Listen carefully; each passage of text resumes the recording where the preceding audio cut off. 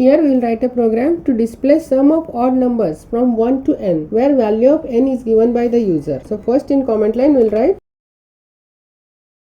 first we will accept value of n from the user. So n equal to int input enter number.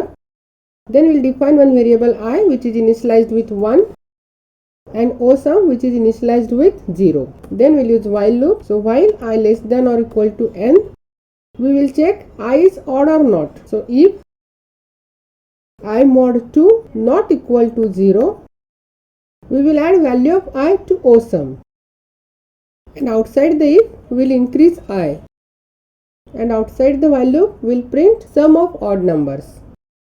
So print sum of odd number as osum. And we execute this. I will give the number 5. It will print sum of odd number as 9. We will print the numbers also. So print odd numbers.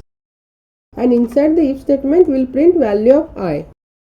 So print I. And we execute this. I will give the number 5.